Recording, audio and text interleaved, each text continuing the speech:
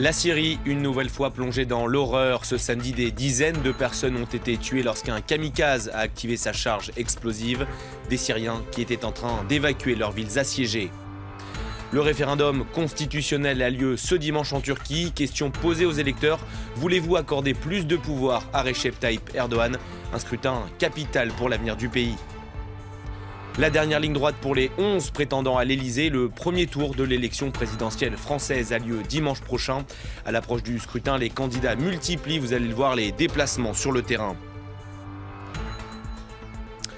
Bonjour, soyez les bienvenus sur France 24. Avant de développer ces titres, un point sur la situation en Corée du Nord. Ces dernières heures, le régime de Kim Jong-un a effectué un nouveau tir de missile, une tentative qui aurait échoué selon la Corée du Sud. L'information a été confirmée dans la foulée par le Pentagone.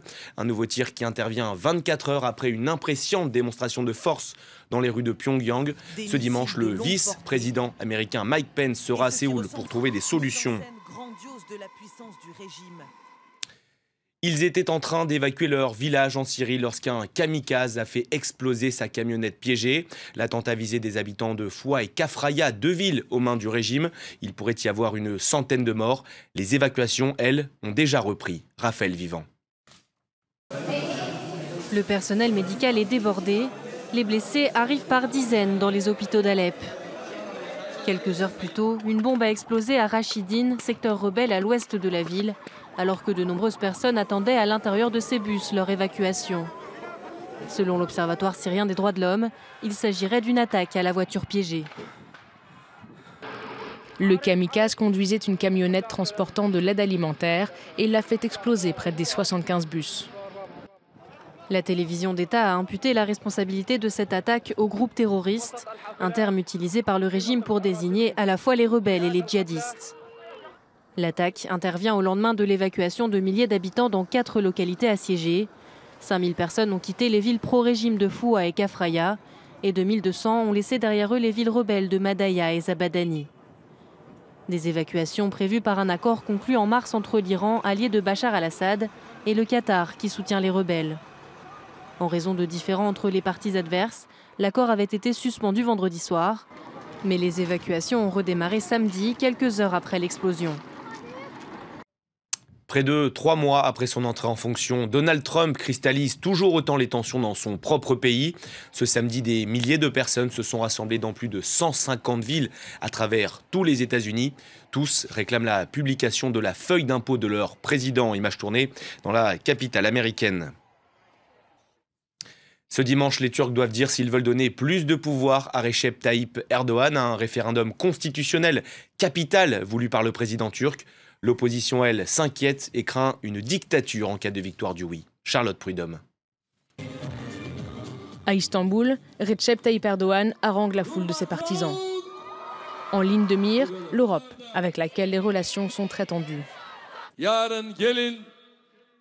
Mettons en place cette réforme ensemble pour que demain soir, l'Occident soit fou de rage. 9 mois après le putsch manqué qui a plongé le pays dans l'état d'urgence, le président turc parle aussi de sécurité. Il défend l'instauration d'un système présidentiel qui donnerait des pouvoirs accrus au chef de l'État, un poste sur mesure pour lutter au mieux contre le terrorisme selon lui. Dans un autre quartier d'Istanbul, les partisans du non restent mobilisés. Ils craignent une dérive autoritaire. La nouvelle constitution donnerait au président des prérogatives inédites. C'est à lui que reviendrait le pouvoir exécutif. Il pourrait entre autres gouverner par décret, nommer des juges et abolir le Parlement. En fait, ce serait une dictature. C'est ce qui s'est passé au Venezuela et ailleurs. Et on a vu que ça a mal tourné. Le pays est vraiment très divisé. De plus en plus depuis 4 ou 5 ans, et je pense qu'il le sera encore plus. Mais on ne veut pas ça. On veut juste vivre ensemble. Les sondages annoncent un score très serré.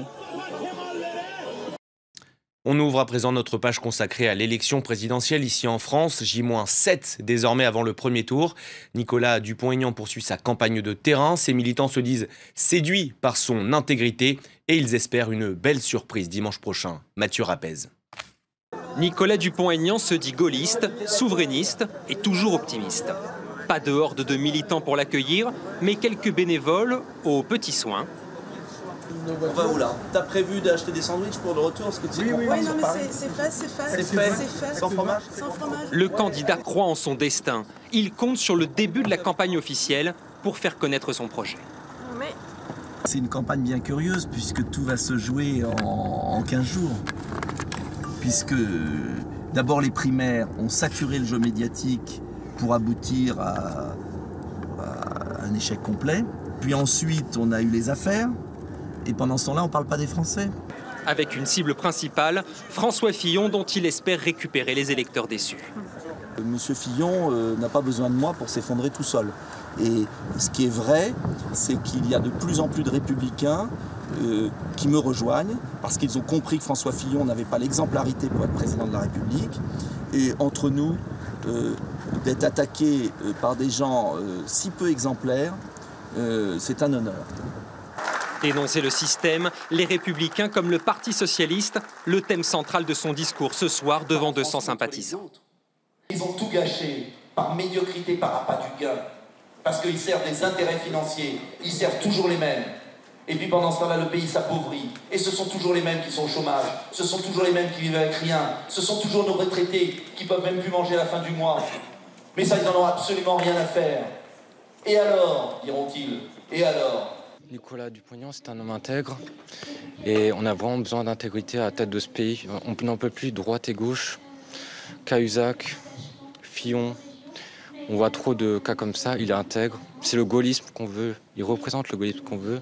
Ce qui se passe en ce moment, c'est que les Français n'ont plus la certitude d'avoir un travail après leurs études. Et Nicolas Dupont-Aignan est là pour nous assurer d'en avoir un.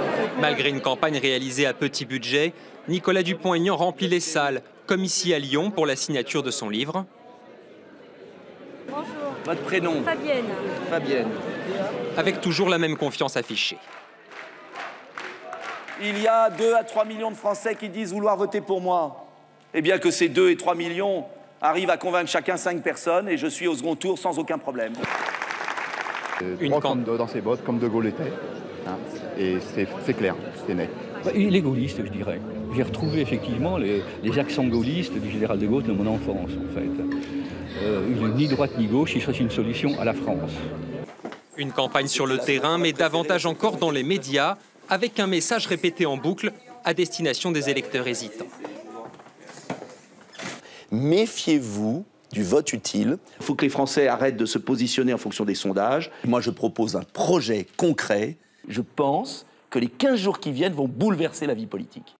En 2012, Nicolas Dupont-Aignan n'avait pas dépassé les 1,8%. Doubler ce score serait déjà un très beau résultat, avoue à demi-mot son entourage. Marine Le Pen était-elle à Perpignan? Sur des terres plutôt favorables au Front National, la candidate a déclaré vouloir revivifier la démocratie en France.